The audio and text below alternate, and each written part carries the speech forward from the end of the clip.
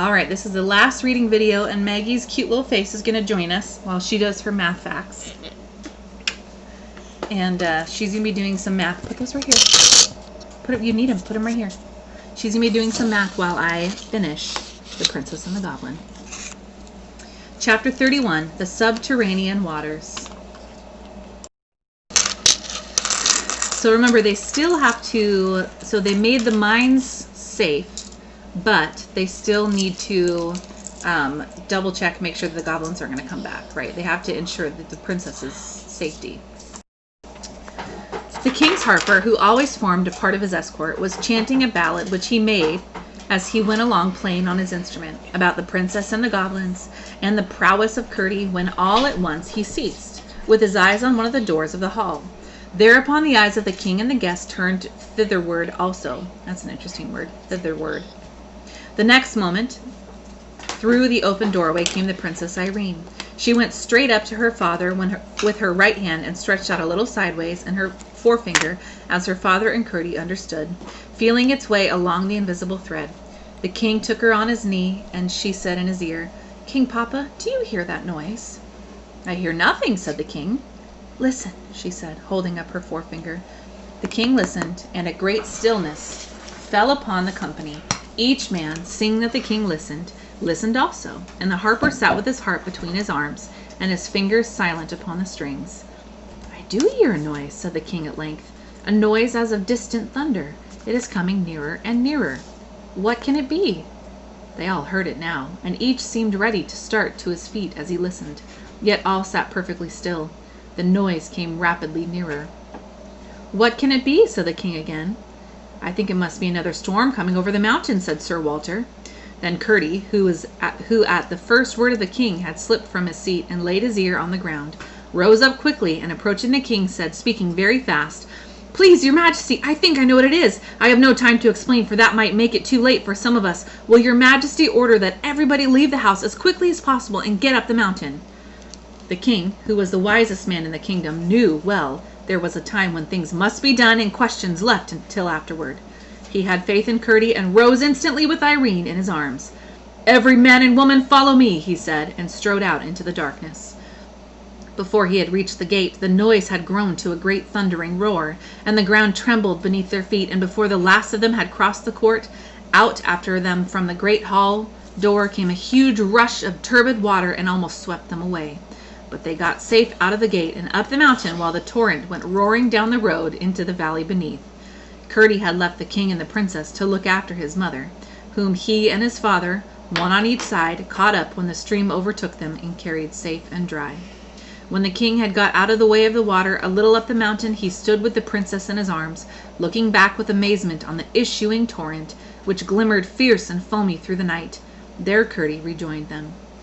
"Now, Curdie," said the king, "what does it mean? Is this what you expected?"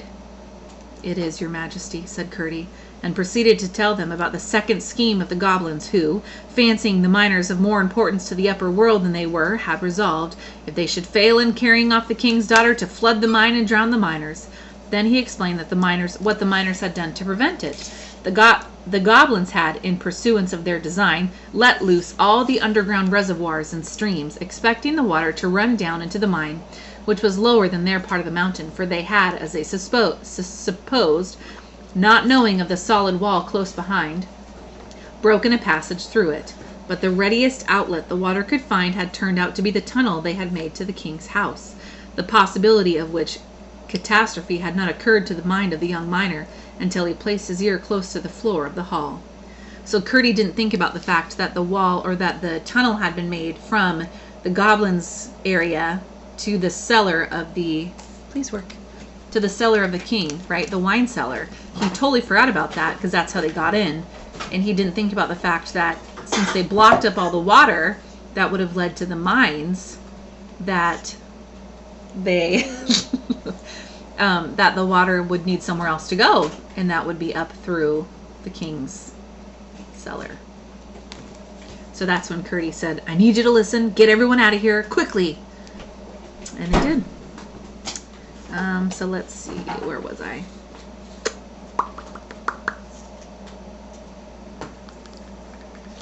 What was then to be done?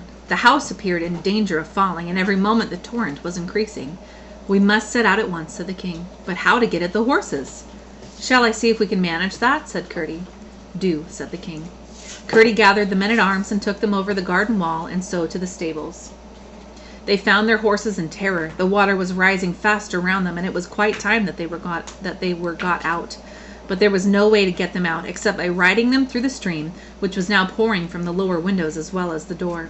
As one horse was quite enough for any man to manage through such a torrent, Curdie got on the king's white charger and, leading the way, brought them all in safety to the rising ground.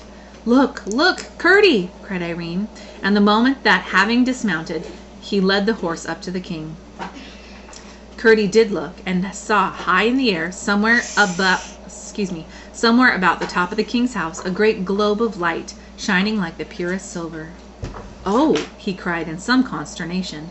"That is your grandmother's lamp. We must get her out. I will go and find her. The house may fall, you know." "My grandmother is in no danger," said Irene, smiling. "Here, Curdie, take the princess while I get on my horse," said the king. Curdie took the princess again, and both turned their eyes to the globe of light. The same moment there shot from it a white bird, which, descending with outstretched wings, made one circle round the king and Curdie and the princess, and then glided up again. The light and the pigeon vanished together. "Now, Curdie," said the princess, as he lifted her to her father's arms, "you see my grandmother knows all about it, and isn't frightened. I believe she could walk through that water, and it wouldn't wet her a bit." "But, my child," said the king, "you will be cold if you haven't something more on. Run, Curdie, my boy, and fetch anything you can lay your hands on to keep the princess warm. We have a long ride before us." Curdie was gone in a moment, and soon returned with the great rich fur and the news that dead goblins were tossing about in the current through the house. They had been caught in their own snare. Instead of the mine, they had flooded their own country, whence they were now swept up drowned. Irene shuddered, but the king held her close to his bosom. Then he turned to Sir Walter and said, "Bring Curdie's father and mother here." "I wish," said the king, when they stood before him, "to take your son with me. He shall enter my bodyguard at once and wait further promotion." So he has decided that Curdie is worth investing in and giving responsibility. Peter and his wife, overcome, only murmured almost inaudible thanks. But Curdie spoke aloud. "Please, your majesty," he said, "I cannot leave my father and mother." "That's right, Curdie," cried the princess. "I wouldn't if I were you." The king looked at the princess and then at Curdie with a glow of satisfaction on his countenance. "I, too, think you are right, Curdie," he said, "and I will not ask you again, but I shall have a chance of doing something for you sometime." "Your majesty has already allowed me to serve you," said Curdie. "But Curdie," said his mother, "why shouldn't you go with the king? We can get on very well without you." "But I can't get on very well without you," said Curdie. "The king is very kind, but I could not be half the use to him that I am to you. Please, your majesty, if you wouldn't mind giving my mother a red petticoat, I should have got her one long ago, but for the goblins." "As soon as we get home," said the king, "Irene and I will search out the warmest one to be found and send it by one of the gentlemen." "Yes, that we will, Curdie," said the princess. "And next summer we'll come back and see you wear it, Curdie's mother." She added. "Shan't we, King Papa?" "Yes, my love, I hope so," said the king. Then, turning to the miners, he said, "Will you do the best you can for my servants tonight? I hope they will be able to return to the house tomorrow." The miners, with one voice, promised their hospitality. Then the king commanded his servants to mind whatever Curdie should say to them, and after shaking hands with him and his father and mother, the king and the princess and all their company rode away down the side of the new stream, which had already devoured half the road, into the starry night. Chapter 32, the last chapter. All the rest went up the mountain and separated in groups to the homes of the miners. Curdie and his father and mother took Ludi with them, and the whole way a light, of which all but Ludi understood the origin, shone upon their path. But when they looked around, they could see nothing of the silvery globe. For days and days the water continued to rush from the doors and windows of the king's house, and a few goblin bodies were swept out into the road. Ugh. Curdie saw that something must be done. He spoke to his father and the rest of the miners, and they at once proceeded to make another outlet for the waters. By setting all hands to the work, tunneling here and building there, they soon succeeded, and having also made a little tunnel to drain the water away from under the king's house, They were soon able to get into the wine cellar, where they found a multitude of dead goblins, among the rest the queen, with the skin shoe gone, and the stone one fast to her ankle, for the water had swept away the barricade which prevented the men-at-arms from following the goblins, and had greatly widened the passage. They built it securely up, and then went back to their labors in the mine. A good many of the goblins with their creatures escaped from the inundation out upon the mountain, but most of them soon left that part of the country, and most of those who remained grew milder in character, and indeed became very much like the Scotch brownies.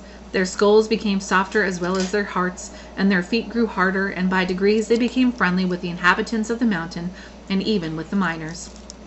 But the latter were merciless to any of the cob's creatures that came their way, until at length they all but disappeared. The rest of the history of the Princess and Curdie must be kept for another volume. So it's basically saying that the goblins that were left became less and less goblin-like and more human, and they destroyed any goblins that were like the old ones that they came across in the mountain. So there was less of a divide between the humans and the goblins after this point. Many of the evil ones were destroyed in the flood that they did themselves. And so there is another book about the Princess and the Goblin. I think it's called The Princess and Curdie. So if you're interested in reading about what happens next as they're a little bit older, then that might be a fun story for you to read over the summer. I think it's kind of hard to find because it is an old classic. I've tried looking for it before. But if you're able to find it, then I suggest reading it. It would be fun. Maggie suggests it too, right? Yeah. Yeah. And by the way, my birthday's tomorrow. Tomorrow, last week, because this is next week's videos, but we're recording it the day before her birthday. Her birthday is the 29th of May. Today's the 28th. But for you, that was my disgusting son. For you, it is Wednesday of next week. So tomorrow I will post a link to, or I may have already posted it, to watch the movie on YouTube. The whole movie is on YouTube. It's a cartoon, and you will see some very different parts to the story than were in the book. And the goblins are interesting, and I feel like the goblins actually have more of a part in the movie than they do in the actual book. So you will see what that's like. And it's a cartoon, and there's lots of singing because it's a cartoon. So instead of rhymes, Curdie sings a lot, but it's a fun story, and I hope you guys enjoy it, and talk to your parents about the difference between the book and the movie. It should be fun. All right, thanks for listening. I hope you enjoyed this book. I know it was old, kind of old language in some parts and kind of hard to understand in some parts, but I hope that you enjoyed the story overall, because it is a very good story. And Maggie's saying goodbye. I guess it's time for me to go. All right, finish up those board games and share about them tomorrow. They're making board games about the book. Oh. Sounds fun, right? Mm-hmm. I want to do it. She wants to do it. We'll see. All right, thanks for listening. Bye.